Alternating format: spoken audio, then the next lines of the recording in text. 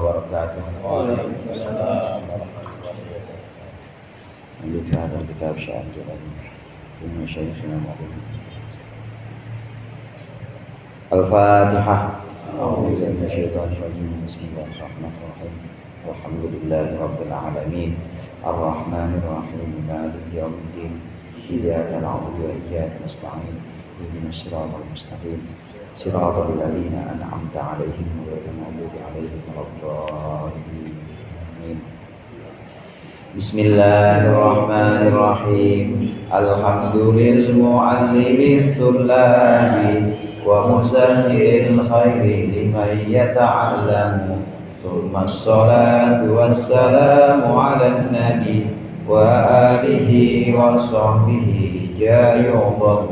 يا ربنا كفر عنا ذنوبنا ووالدينا ولمن هو مسلم.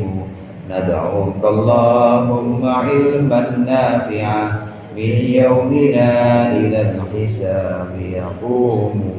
آمين آمين آمين ويا فتاح. آمين آمين آمين ويا عليم.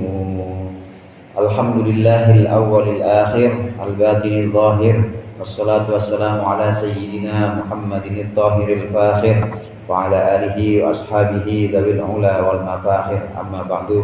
Segenap jamaah Masjid Al-Abrar, khusus para ustaz, para hujjaj, bapak-bapak, hadirin sekalian yang dirahmati oleh Allah. Alhamdulillah malam hari ini kita berkumpul kembali melanjutkan pengajian rutin kita, mengaji kitab Tafsir Jalalain. Mudah-mudahan hadirnya kita di sini mendapat ridha Allah yang akan kita pelajari menjadi ilmu yang bermanfaat dunia akhirat. Amin ya rabbal alamin. Pembahasan surah As-Saffat. Kemarin kita sampai ayat ke-8. Rangkaian-rangkaian ayat terakhir yang kita bahas kemarin menunjukkan mindset atau paradigma dari orang-orang kafir Quraisy. Mereka menganggap bahwa Tuhan itu lebih dari satu. Karena urusannya banyak, maka Tuhannya juga yang ngurusin harus banyak. Mereka menganggap bahwa agama atau tradisi, agama yang dari tradisi samawi, agama-agama langit itu pun demikian. Yang mereka lihat adalah agama Nasrani pada waktu itu. Agama Nasrani yang sudah mengalami satu penyimpangan, menganggap bahwa ada 3 Tuhan. Jadi singkatnya menurut mereka yang diajarkan oleh Muhammad, kata orang kafir Quraisy, yang diajarkan oleh Muhammad bahwa Tuhan itu cuma satu, ini tidak pernah diajarkan oleh orang-orang Nasrani, agama langit. Juga tidak pernah diajarkan oleh orang-orang Yahudi, agama langit. Jadi menurut mereka Muhammad ngarang, ini kata orang kafir. Dan juga yang kedua, tidak ada tradisi atau kebiasaan sejak dulu bahwa kitab diturunkan, wahyu diturunkan kepada bangsa Arab, enggak ada. Jadi orang Arab mau dari dulu nggak usah pakai kitab, kata orang Arab. Apalan aja, nggak perlu ada petunjuk. Karena yang dulu berlaku, biasanya Allah memberikan wahyu atau kitab bukan kepada bangsa Arab, tapi kepada Bani Israel. Jadi orang Arab ya jahiliyah, artinya jahiliyah memang tidak mengenal baca tulis. Apa ini wahyu apa yang diturunkan kepada Muhammad? Wahyu apa yang diturunkan kepada dia yang mengaku-ngaku jadi nabi, kata orang kafir. Ini tidak pernah ada tradisinya. Dan memang tradisi sebelumnya itu kebanyakan Allah memberikan wahyu berupa kitab, berupa perintah-perintah dari langit, itu hanya kepada Bani Israel saja. Jadi ini paradigma yang tadi saya sampaikan di ayat-ayat sebelumnya, mengulang sedikit. Ini merupakan paradigma orang-orang kafir Quraisy pada waktu itu. Jadi pengennya mereka, ya Muhammad gak usah ngaku-ngaku. Pengennya mereka, Muhammad gak usah ngaku-ngaku mendapat wahyu dari langit. Karenanya di ayat 9 ini kemudian Allah sebutkan di sini sebagai bantahan. Qala Allah Ta'ala wa huwa asdaqul qailin. Am indahum khazainu rahmati rabbikal azizil wahhab. Am lahum mulkus samawati wal ardi wa ma bainahuma falyartaqu fil asbab. Jundum ma hunalika mahzumum minal ahzab. Am lahum, apakah bagi mereka, am indahum, apakah di sisi mereka khazainu rahmati rabbikal azizi, ada perbendaharaan rahmat Tuhanmu al-azizi yang maha menang, al-ghalibi maksudnya yang maha mengalahkan, al-wahhabi yang banyak memberikan minan nubuwati dari kenabian wa ghairihima dan selain nubuwah. Fayutunaha mimman sya'u, maka mereka bisa memberikan kenabian kepada orang yang mereka kehendaki. Dibantah oleh Al-Quran, kalau memang pengennya mereka, kalau mereka memang menginginkan bahwa Muhammad tidak bawa kitab atau bukan Muhammad yang mendapat kitab, emang yang ngatur perbendaharaan Allah, yang ngatur kekayaan Allah, semua kepemilikan Allah termasuk wahyu, emang yang ngatur mereka, kata Allah. Apakah mereka punya perbendaharaan rahmat Tuhanmu? Maksudnya wahyu, nubuah di sini. Apakah mereka yang menyimpan? Memang udah punya kunci wahyu atau sudah punya kunci tentang kitab, sehingga mereka berhak untuk menentukan siapa yang mendapatkan kitab atau mendapatkan nubuah. Hadirin sekalian, memang orang-orang yang menjadi musuh Nabi Muhammad itu mempunyai anggapan selain tidak ada tradisi bahwa orang Arab itu punya kitab. Memang ini satu hal yang sangat langka. Nggak pernah orang Arab itu punya kitab. Yang punya kitab ya Bani Israel. Yang kedua, mereka punya anggapan bahwa kalau emang iya bangsa Arab dapat kitab, kenapa yang dapat Muhammad? Kata mereka. Mereka mau manggilnya nggak pakai Nabi, Muhammad aja. Namanya orang kafir ya. Kenapa kalau memang Allah menurunkan kitab, kenapa yang dikasih Muhammad? Dan Muhammad itu kan yatimnya Abu Thalib, itu anggapannya orang kafir, orang musyrik. Saat itu orang musyrik Quraisy kalau manggil Nabi Muhammad itu katanya yatimnya Abu Thalib. Yatimnya Abu Thalib ngaku-ngaku dapat wahyu dari langit. Karena Nabi Muhammad memang sejak dulu ditinggal oleh ayahnya, 2 bulan masih di kandungan sudah yatim. Kemudian ibunya 6 tahun. Dirawat sama kakeknya 8 tahun, kakeknya meninggal juga. Sampai 8 tahun kemudian dirawat oleh pamannya, diasuh oleh pamannya sampai mendapat wahyu ini yang kemarin kita bahas. Pamannya Abu Thalib ini yang membela Nabi Muhammad, membela dalam jihad walaupun belum sempat mengucapkan syahadat Abu Thalib. Ini Nabi Muhammad menurut mereka kalau memang wahyu diturunkan, kenapa yang dipilih Muhammad? Orang yang antara kita bukan yang terbaik, kata orang kafir.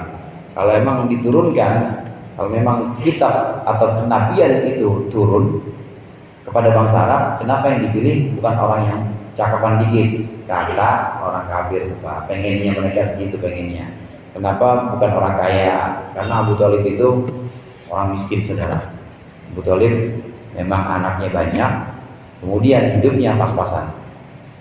Abu Thalib diantaranya anaknya yang kita kenal itu ada Ali bin Abi Thalib.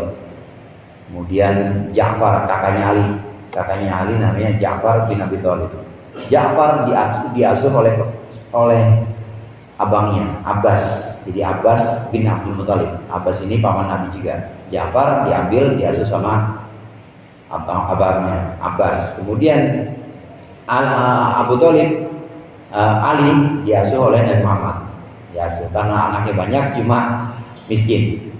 Nah, orang-orang kafir selalu punya olok-olok ini. Mereka mengolok-olok kalau emang ada wahyu atau ada kenabian, kenapa yang dikasih Muhammad bukan yang cakapan dikit, kata mereka. Yang namanya juga ya mulut orang kafir.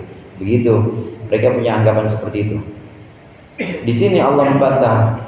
Emang yang memberikan kenabian, yang memberikan nubuah, rahmat Allah, emang mereka yang atur. Bisa saja Allah memberikan kenabian, memberikan satu posisi mulia di sisi Allah itu kepada orang yang Allah kehendaki, dan mereka nggak perlu tahu, nggak perlu ada rembuk-rembuk, ya nggak perlu ada musyawarah kayak orang 17-an pakai rapat-rapat. Allah yang nentuin. Allah mau mengangkat seseorang itu kehendak Allah dan tidak ada campur tangan siapapun. Dari sini juga bisa kita ambil satu pelajaran bahwa rahmat Allah berikan kepada orang yang Allah kehendaki, bukan orang yang kita kehendaki. Rahmat Allah berikan kepada orang yang Allah inginkan, bukan yang kita inginkan. Kadang kan kita pengennya kita ya yang pantas mah yang jadi ketua masjid mah si Ano pengennya begitu. Tapi ternyata Allah pengennya ya jifatullah misalnya. Ya udah, itu udah keputusan Allah, nggak bisa. Yang seperti itu udah haknya Allah dan tidak bisa ada campur tangan siapapun. Gambaran kecilnya seperti itu. Apalagi hal-hal yang besar seperti kenabian, kerasulan atau risalah, ini tentu Allah yang menentukan. Am lahum mulkus samawati wal ardi wa ma bainahuma. Apakah mereka memiliki kerajaan langit dan bumi, wa ma bainahuma, dan segala yang ada antara langit dan bumi. In za'amu dzalika, kalau mereka menduga seperti itu, falyartaqu fil asbab, maka hendaklah mereka naik ke tangga-tangga, jalan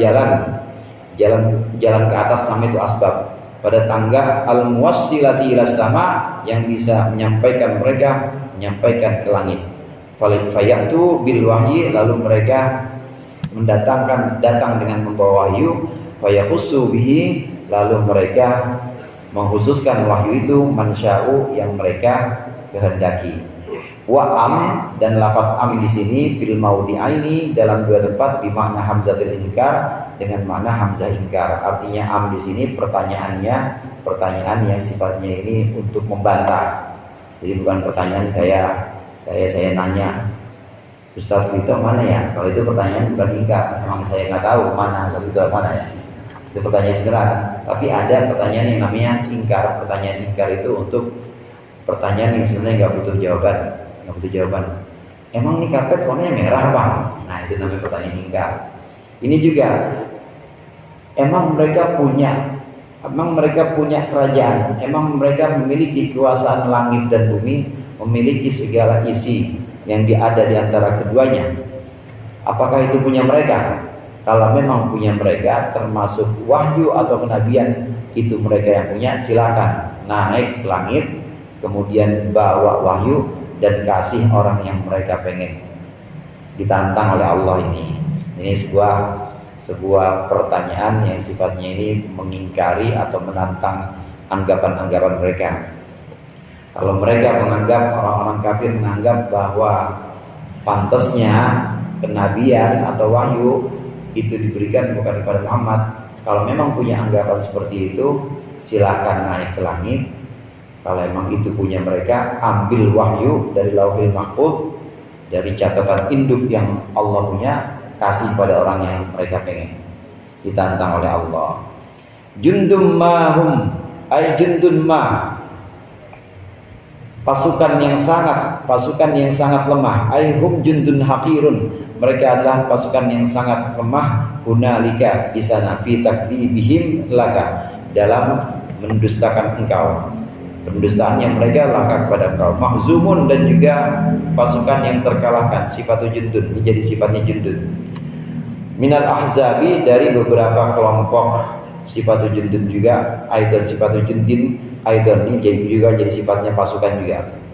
Aikal ajnadi, seperti pasukan-pasukan min jinsil ahzabi, dari kelompok atau dari jenis kelompok-kelompok al-mutahazzibina, yang semuanya saling fanatik atau saling berkumpul.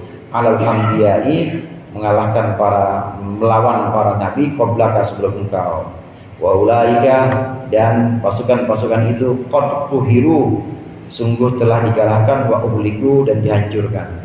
Fakadzalika, dan demikian juga yuhlaku haula, akan dihancurkan juga mereka.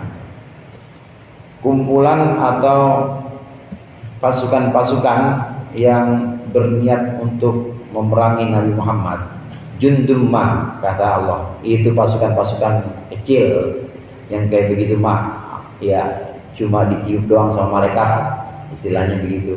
Yang kayak begitu, pasukan seperti itu pasukan yang sangat remeh, nggak ada kekuatan sama sekali. Dulu yang lebih besar itu Allah hancurkan. Pasukan-pasukan sebelum Nabi Muhammad yang melawan para nabi, ini semua pasukan orang-orang kafir, ini semuanya Allah hancurkan.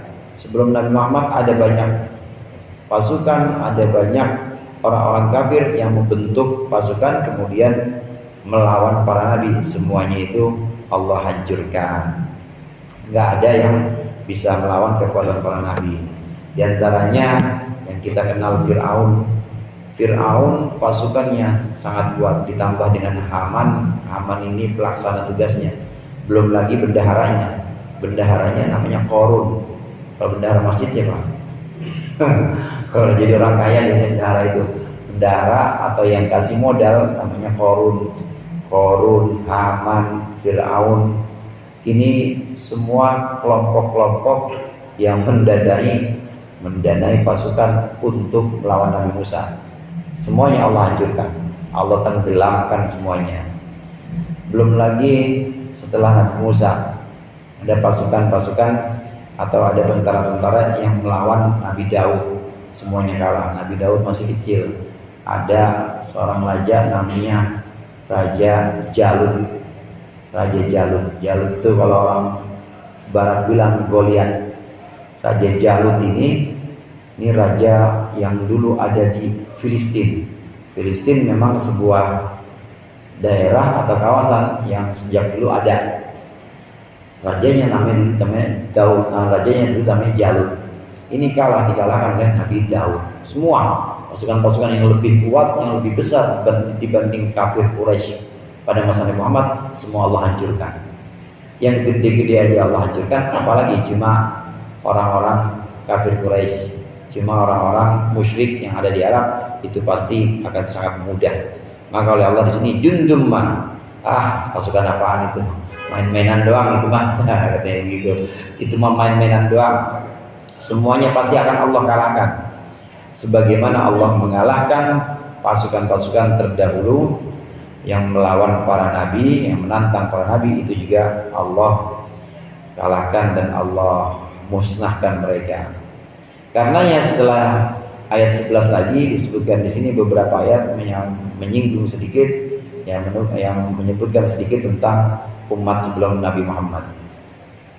كذبت قبلهم قوم نوح وعاد وفرعون ذو الأوتاد وثمود وقوم لوط وأصحاب الأيكة أولئك الأحزاب.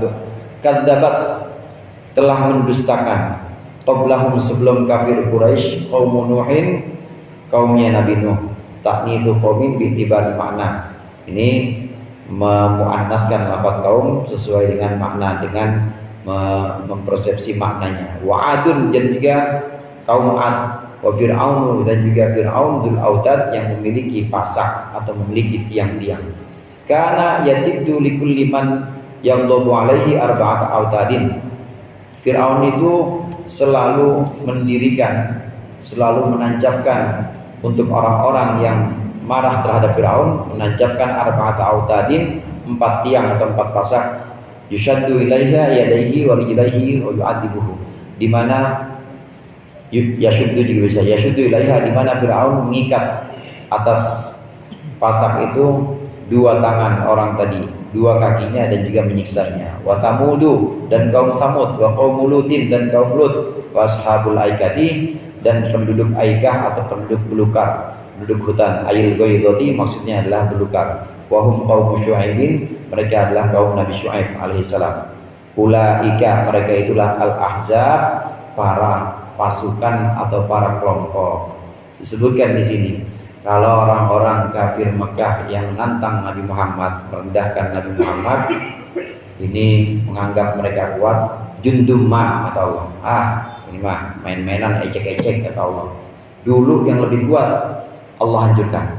Dulu yang lebih kuat sudah dimusnahkan Allah. Disebutkan di sini yang pertama kaumnya Nabi Nuh. Saudara sekalian, kaumnya Nabi Nuh itu banyak, sangat banyak yang melawan Nabi Nuh. Nabi Nuh dakwah ratusan tahun. Kurang lebih beliau dakwah itu 950 tahun. Dakwah pengikutnya cuma 80. 80 mah banyakan jamaah labrol ya. 80 orang 950 tahun dakwahnya. Tapi yang ikut Nabi Nuh cuma 80 orang. Itu Nabi Nuh yang minoritas, bisa sebutkan minoritas, penantangnya atau yang mengingkarinya, orang-orang kafir yang ingkar kepada Nabi Nuh lebih banyak. Allah habisin semuanya, nggak ada sisa-sisanya. Disebutkan di sini contoh, yang lebih banyak, yang lebih kuat kami hancurkan, kata Allah. Jadi kalian orang-orang kafir yang menentang atau mengingkari Muhammad, itu mah pasukan ece-ece, itu mah kelompok-kelompok ya amatir, kelompok-kelompok musiman doang. Hancur, kata Allah, kalau berani menantang mengingkari Al-Quran. Kemudian disebutkan yang kedua, kaum Ad. Di sini penyebutan kadzabat, kadzabat ini artinya mendustakan pakai muannas. Saya bahas sedikit di sini karena menjalani menyebutkan kaumun bi'tibari makna. Kaum ini memang kalau dari segi lafaz kaum ini mudzakkar. Tapi kalau dari segi makna yang namanya kaum itu muannas. Kullu jam'in muannatsun. Setiap yang jamak, yang rame-rame itu pasti perempuan. Jadi kaum walaupun kelihatannya bukan lafaz atau bukan kata yang ada tak marbutoh, itu dia muannas secara makna, walaupun secara lafaz mudzakkar. Kullu jam'in muannatsin, kullu jam'in muannatsun, setiap jamak itu muannas. Maksudnya kalau kumpul lebih dari 2 jamak itu muannas. Maksudnya orang kalau maunya rame-rame, kalau dikit-dikit geroyok sini, geroyok sana, geroyok sini, nggak berani sendirian, itu muannas. Muannas itu wadon, Pak. Nah, wadon kan begitu ya, pengennya geroyokan arisan di sini main, tapi suruh jalan sendiri, oh enggak. Nah, kalau mudzakkar enggak. Kalau mudzakkar, kalau laki-laki jalan sendiri mah, yang namanya laki-laki langkahnya panjang, ya wanen, jadi kemana-mana berani. Maka disebutkan oleh orang Arab kullu jam'in muannatsun. Orang Arab itu kalau menyebutkan, kalau menganggap lafaz atau kata jamak itu semuanya muannas. Sama seperti filosofinya, sama seperti orang yang jamak atau orang yang maunya rame-rame nggak berani sendiri, yaitu kayak orang perempuan. Jadi beraninya keroyokan maksudnya. Itu perlu jam'in muannatsun. Di sini lafaz qaum, qaum Nuh, kaum Nabi Nuh, lafaz qaum ini secara lafaznya memang seperti mudzakkar, tapi maknanya muannas, maka boleh pakai kadzabat, boleh pakai tak tanis yang ada pada fiilnya. Yang kedua disebutkan Ad. Ad ini kaumnya Nabi Hud. Nabi Hud dakwah kepada kaum Ad, kaum yang usianya panjang dan postur tubuhnya gede-gede. Demikian juga ada kaum Tsamud, nanti disebutkan juga kaum Tsamud. Tsamud ini kadang-kadang disebut sebagai Ad yang kedua. Jadi ada Ad yang pertama, ada Ad yang kedua. Karena kaum Tsamud sama seperti kaum Ad dalam segi fisik, bentuknya sama gede-gede. Kaum Ad, kaum Tsamud. Kaum Ad nabinya Nabi Hud. Nabi Hud dakwah kepada kaum Ad. Nah, kalau kaum Tsamud nabinya Nabi Soleh. Nabi Soleh dakwah kepada kaum Tsamud. Nabi Hud dakwah kepada kaum Ad. Ini beda zaman, tapi memiliki kesamaan. Dua-duanya kaum Ad maupun kaum Tsamud ini kaum yang tubuhnya besar-besar. Jadi kalau bangun rumah bukan pakai material, bukan belanja di material, bukan gunung dipahat.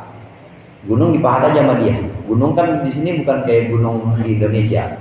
Gunung di sana itu bukan kayak gunung di Indonesia yang isinya tanah, tapi batu, Pak.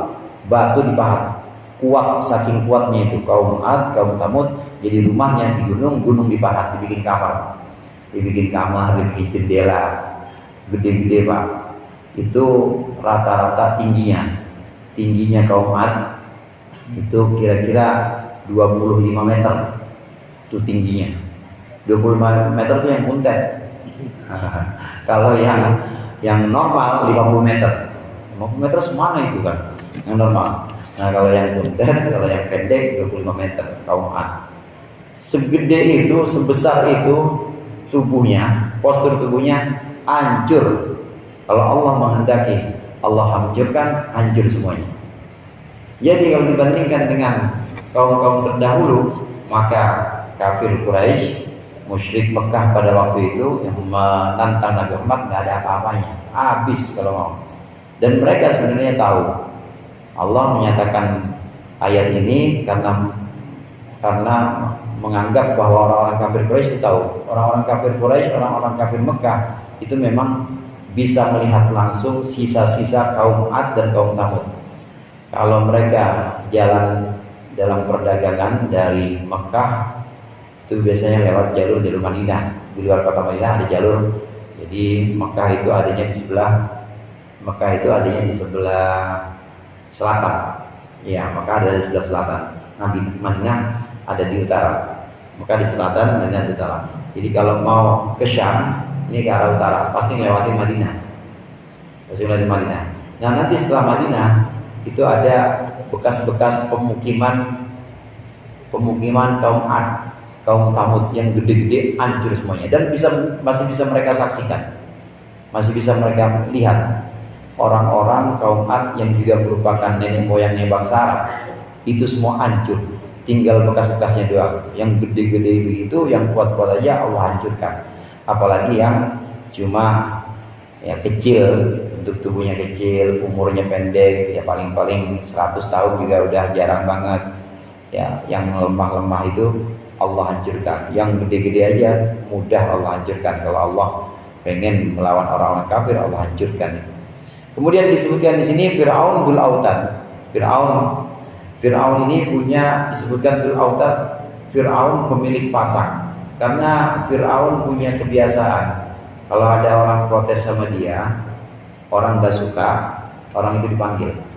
Kemudian dia bikin 4 pasak atau 4 tiang. Kayak begini nih, 1, 2, 3, 4. Tangannya orang itu diikat dua-duanya, kakinya orang itu diikat, kemudian diiketin ke tiang, jadi begini. Nah, di situ disiksa sama Firaun. Siapa yang mau protes sama gua, kata Firaun? Ya, bikin tiang, bikin pasak, terus diikat. Orang yang protes sama Firaun disiksa di situ sama ya pembantunya Firaun, sama algojo-algojonya Firaun disiksa. Jadi nggak langsung dibunuh, disiksa dulu. Firaun dikenal sebagai Dzul Autad, yang demikian kuat menguasai Mesir, memakmurkan Mesir.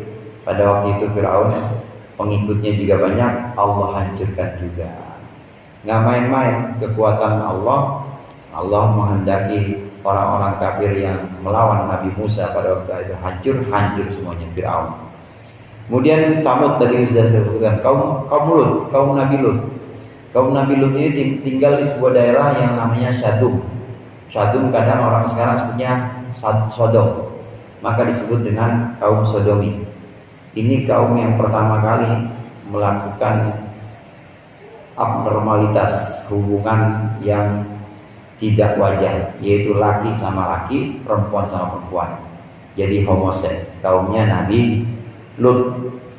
Kaumnya Nabi Lut didakwahi oleh Nabi Lut untuk meninggalkan perbuatan-perbuatan keji, itu perbuatan homoseksual. Sampai akhirnya diajak untuk insaf, untuk sadar, tapi nggak mau. Malah Nabi Lut didatangi oleh malaikat. Malaikat datang kepada Nabi Lut untuk mengabarkan, ini kampung Syadom ini bakal Allah hancurkan Lut. Sebentar lagi menjelang subuh.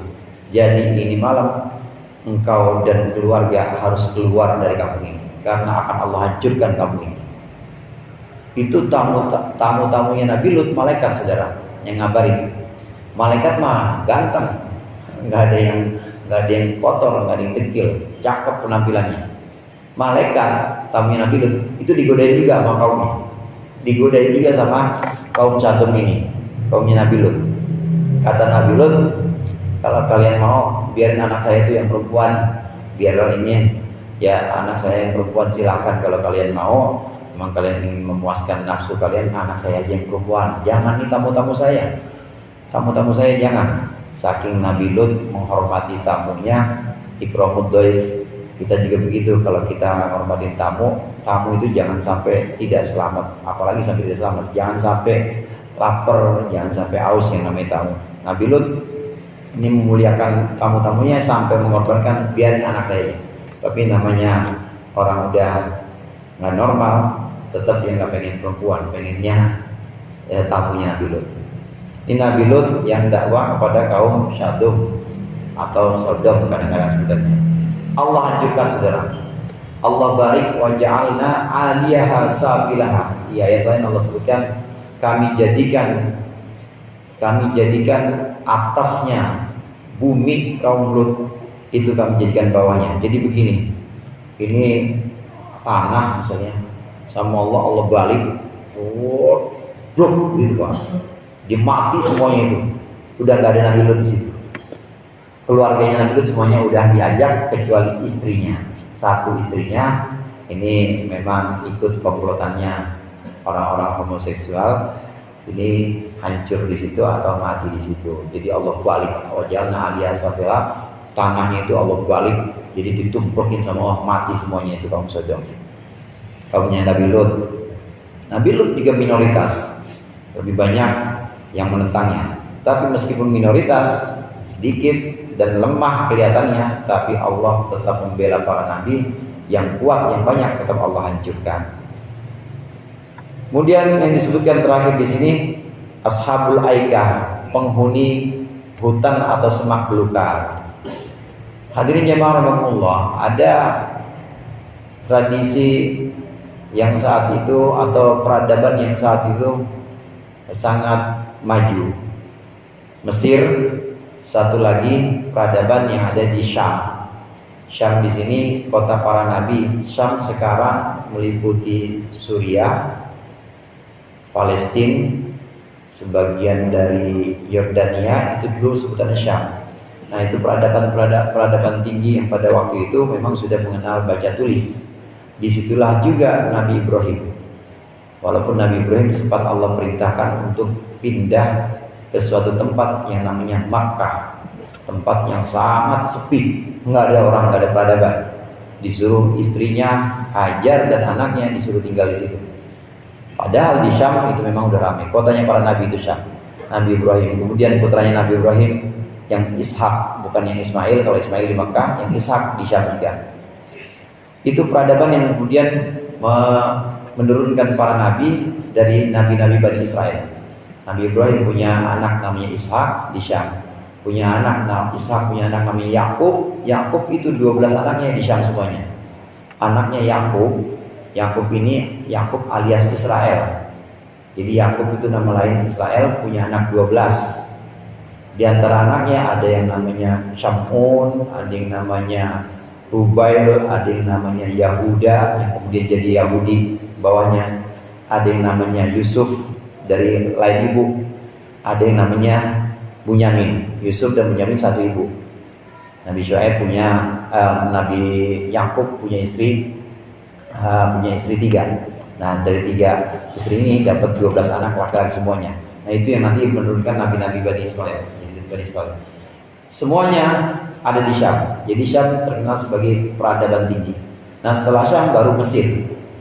Setelah Syam Mesir, karena Mesir itu udah tinggi peradabannya, ditambah lagi Nabi Yusuf ada di Mesir karena dibawa oleh kafilah, diceburin sama saudaranya ke sumur, kemudian dibawa oleh kafilah dagang sampailah ke Mesir, kemudian membangun peradaban Mesir juga. Dua itu yang terkenal peradabannya pada waktu itu sudah tinggi, Mesir dengan Syam. Sebenarnya ada satu lagi disebut Ashabul Aikah, yaitu penghuni belukar. Ashabul Aikah ini satu kaum yang tinggalnya tidak di kedua tempat itu, bukan di Mesir, bukan juga di Syam. Ashabul Aikah adalah kaumnya Nabi Syuaib. Nabi Syuaib ini keturunan dari Nabi Syuaib adalah keturunan dari Madian.